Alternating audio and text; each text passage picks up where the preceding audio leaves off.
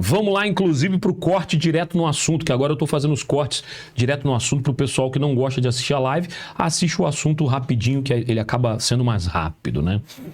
Vamos lá, queridos. Olha só, esse aqui é o presidente da Igreja Adventista do Sétimo Dia, o pastor Ted Wilson. O pastor Ted Wilson já é presidente da Igreja Adventista desde que eu me entendo por gente, né? Desde que eu cresci. Quando eu era menino ele não era, mas depois que eu cresci, que eu virei adolescente, ele virou pastor, presidente da Igreja Adventista no mundo inteiro e até hoje ele é. Vamos aos candidatos presidenciais da Conferência Geral, né? Para esse ano de 2025 que vai ter a votação. Se eu não me engano vai ser em outubro, não tenho certeza. Ou novembro, eu não sei a data, mas deve falar aqui.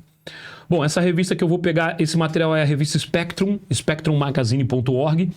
Ela é uma revista americana, então ela está toda em inglês, então traduzir aqui para você, de repente pode ter alguma tradução que não está batendo, mas dá para a gente entender. Vamos lá. A matéria é de... não apareceu ainda, mas ela foi escrita no dia 15, né? Antes de ontem, terça-feira. Vamos lá. Há algumas semanas, Alexander Carpenter, editor executivo da Spectrum, pediu-me que escrevesse alguns artigos curtos sobre líderes adventistas proeminentes que poderiam ser candidatos à presidência da Conferência Geral na próxima sessão da Conferência Geral em St. Louis. Embora com considerável relutância, concordei, pois concordo com o Carpenter que o tema merece atenção especial devido ao seu potencial impacto na denominação adventista. Esse artigo sobre o atual presidente da Conferência Geral, Ted Wilson, é o primeiro dos artigos que prometi escrever. Bom, mas entendo, esse artigo parece que já está colocando o Ted Wilson como um candidato à presidência, ou seja, reeleição, ou, como eles gostam de dizer, recondução, porque não é uma reeleição, é uma recondução. Bom, ao longo dos anos eu conheci Ted Wilson pessoalmente, e 3 coisas se destacam em meus contatos com ele. Quando eu era gerente da editora adventista em Camarões, país da África Ocidental, o Wilson seria como o diretor departamental da mesma divisão. Quando soube que eu havia permitido a impressão de um folheto em minhas impressoras com o programa da visita do Papa João Paulo II a Camarões em 1985, o Wilson censurou o que considerou meu mau julgamento. Eu tinha um bom relacionamento com o gerente da imprensa católica local e quando sua impressora quebrou, ele me pediu para ajudá-lo a imprimir os folhetos em preparação para a visita papal. Fiquei feliz em ajudá-lo. Se tivesse sido decisão de Wilson, isso poderia ter significado o meu retorno forçado e permanente ao meu país de origem. Ou seja, entendam aqui, essa parte é bom a gente entender. Não é que foi divulgado na revista adventista a visita do Papa. Não, a impressora da editora católica quebrou e o cara que trabalhava lá, que era diretor da revista lá, sei lá, redator, era chefe lá, cedeu a impressora pro pessoal lá para ajudá-los. Né? Ah, Leandro, mas não pode. Ah, não pode, né?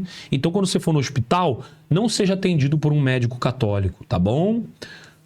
Beleza? Você entendeu onde eu quero chegar? A gente precisa separar as coisas. Esse tipo de coisa não é legal. Mas, enfim, já ponto negativo aí. Quando assumi outra função no escritório da divisão em Abidjan, Costa do Marfim, interagi novamente com Wilson e diariamente por pouco mais de 4 anos. Ele havia sido eleito secretário executivo da divisão África-Oceano Índico. Tínhamos uma dinâmica de trabalho agradável e contatos sociais bastante próximos. Lembro-me com carinho das noites em que, com outras famílias de expatriados, jogávamos o jogo de tabuleiro Trivial Pursuit. Não sei o que é isso. Com o tempo, nosso relacionamento mudou. E em outubro passado, quando eu estava programado para dar uma palestra na Universidade de Loma Linda, Wilson interveio pessoalmente para garantir que eu fosse impedido de falar lá. Provavelmente por um bom motivo, tá, querido? Se ele te impediu, você também não é fluxo-cheire. Bom, quem é Ted Wilson? Lembrando, observem.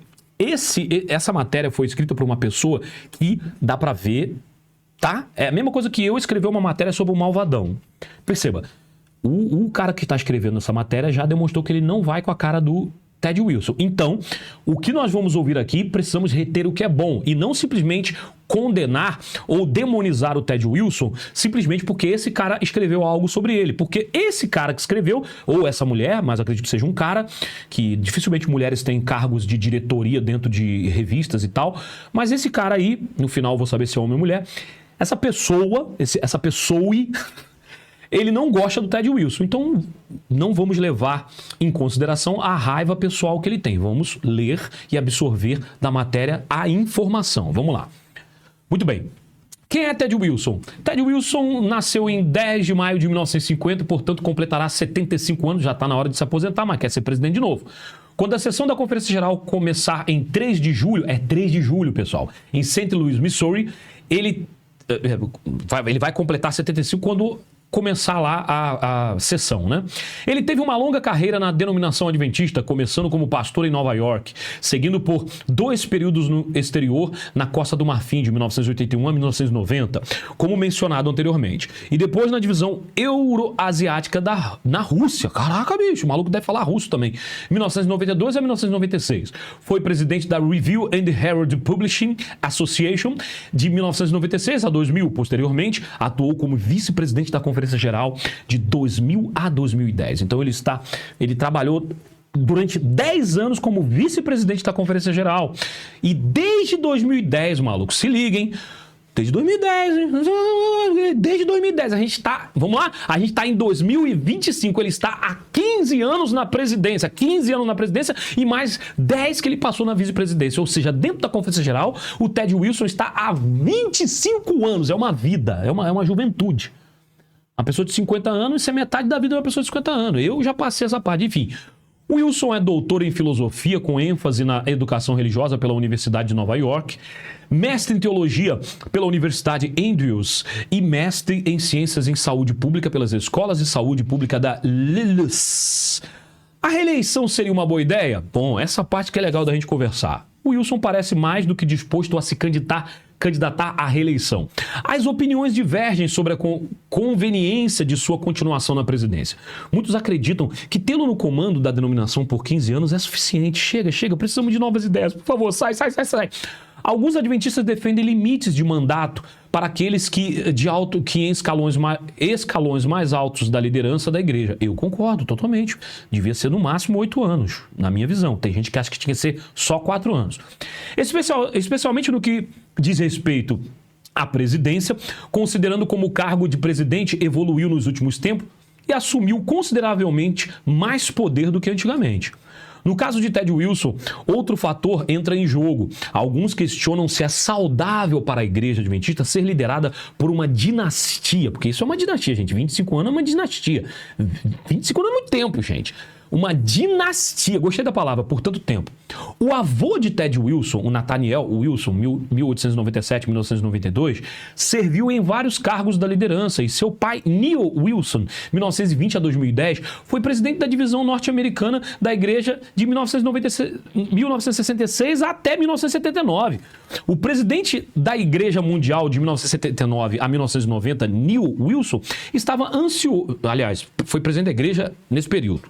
Aí, eu confundi ali, eu não vi o ponto, desculpa, gente. Ele foi presidente da igreja, o Neil Wilson, né? De 1979 a 1990. É uma dinastia, cara. Veio o avô, veio o pai, depois veio o Wilson. Neil Wilson estava ansioso para continuar nessa função, mas, para a frustração, a comissão de nomeação na sessão da Assembleia Geral de 1990 apresentou outra recomendação. Eles sentiram que uma mudança era necessária. Será que em 2025 seria o momento para uma transição semelhante? Acho que sim, acho que está na hora de mudar. Mas tomara a Deus que não seja Ayrton Keeler.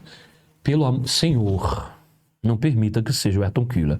Lembre, Senhor, o Senhor não esquece de nada. Então faça com que as pessoas se lembrem que o Ayrton Keeler está envolvido no escândalo dos supostos 75 milhões de dólares desviados da Adventist Managed Risk. Esse cara não pode ser presidente da igreja, por favor, ele está com o rabo preso demais. Dizer que nosso atual presidente da Conferência Geral é conservador em sua teologia seria um eufemismo. O Wilson defende uma leitura simples das Escrituras, beirando a inerrância da Bíblia. Aqui, essa parte aqui, é a parte que eu disse para vocês não levarem em consideração, porque esse cara, além de não gostar do Ted Wilson, faz parte da revista Spectrum, que é uma revista meio que revista zelota aqui no Brasil, é revista lorota. Então essa parte aqui, desconsidera, o cara tá falando que a Bíblia erra, então já vai por aí. Mesmo em seus detalhes científicos e históricos, ele defende veementemente uma criação literal de 6 dias. Percebe? O cara diz que o mundo não foi criado em 6 dias. há cerca de 6 mil anos é um dilúvio global recente. Então, percebe. Eu vou até pular essa parte aqui. Wilson enfatiza a proximidade da segunda vinda e vê a apostasia de um grande número de membros como evidência de abalo. Pois é. Se a gente for pensar por tudo isso, que bom que ele seria, né? Ele se abstém. Wilson simpatiza com a chamada teologia da última geração e sua ênfase na perfeição do caráter. Isso é um problema, porque é praticamente impossível a gente ser perfeito, né? Talvez o mais notável em sua posição teológica seja o papel excessivo que ele atribuiu aos escritos de Ellen White, como se isso fosse um problema, mas tudo bem, né? Tem uma galera nova aí que não tá querendo, que não quer saber de Ellen White. Cuidado com essa rapaziada aí,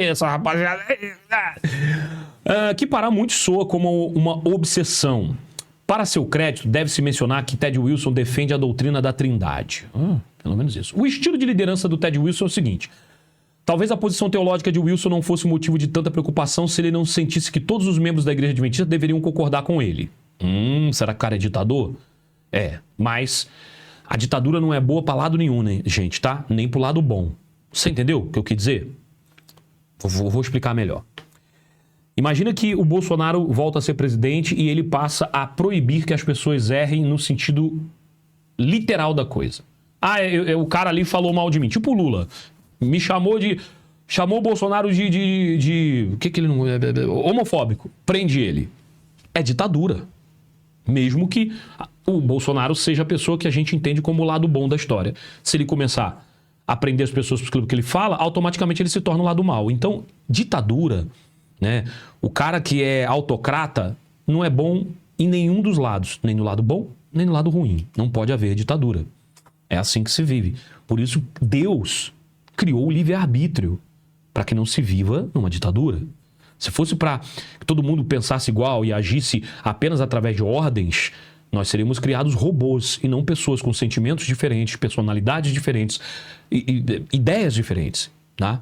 Cabe a você escolher o caminho certo para se tornar algo melhor. E não ninguém forçar você a isso. Aí é que está o erro, percebe? Você não tem que ser forçado a ser bom. Você tem que entender que isso é o melhor para você, ponto. Sem a ajuda de ninguém. Beleza? Isso aí. Claro, ajuda dos seus pais, ajuda... Enfim, você entendeu o que eu quis dizer, né? Não vamos ser idiota. Mas vamos lá. Bom, se ele não sentisse... Em sermões... em grandes reuniões da igreja, ele tem repetidamente indicado que todos que não concordam com algumas das 28 crenças e doutrinas fundamentais deveriam renunciar à sua filiação. Eu também acho que tem que ser. Eu concordo. Especialmente aqueles que ocupam cargos de liderança. O Wilson cercou-se de pessoas que apoiam suas opiniões ou, pelo menos, não discordam publicamente dele. Ele tende a desconfiar da maioria dos teólogos profissionais em universidades e faculdades adventistas e admite abertamente que não lê suas obras, limitando sua leitura à Bíblia e ao Espírito de Profecia. Parabéns. Parabéns pra você, Ted. Você tá maravilhoso. Isso aí já gostei de você, mas continuo achando que você não deve se reeleger. Uma declaração bastante notável, ao que parece, para o líder de um movimento religioso global, né? Uma marca registrada da liderança de Wilson é a oposição à ordenação de mulheres no clero. Parabéns aí. Pô, desse jeito eu vou ter que dizer que é melhor reeleger o cara. Ele tá certo, bicho. Tá tudo, eu concordo com tudo que ele tá falando. Mas eu continuo sendo contra a reeleição, porque o cara já tá há 15 anos, tem que sair mesmo. Tem que sair, tá? Muito bem. Seus esforços para impor o cumprimento por parte de entidades eclesiásticas que ordenaram ministras podem ter fracassado, mas o Wilson tem frustrado implacavelmente qualquer movimento da igreja em direção à inclusão plena disso daí. Parabéns, mais uma vez. Está na hora dele ir? Tá. Quero acreditar na integridade de T. Wilson, em seus motivos para continuar na liderança por tanto tempo e em sua aparente disposição de se candidatar à reeleição. Acho que ele não deveria. Essa parte é minha, tá, gente? Que ele não deveria. Ele claramente acredita que a igreja está sob ataque de muitos lados, internos e externos. E está mesmo, principalmente internos. Porque a galera, quando prejudica a igreja, através de corrupção, através de abafar crimes, através de fazer merda, é ataque interno. Você está atacando internamente, você está minando internamente a estrutura da instituição, né? Eu sugeriria que a marca de um bom líder é saber quando renunciar. Concordo. Eu concordo com esse esquerdista que escreveu isso aqui. Porque esse cara é esquerdista, tá? Isso é democrata, isso é esquerdista, esse maluco aí. Ele quer que esse cara aí é a favor do como é que é? Queenship lá. O kingship lá. Kingship. O pessoal do os coloridinhos adventistas. Ele é a favor disso aí. Um líder deve ter, né, renunciar.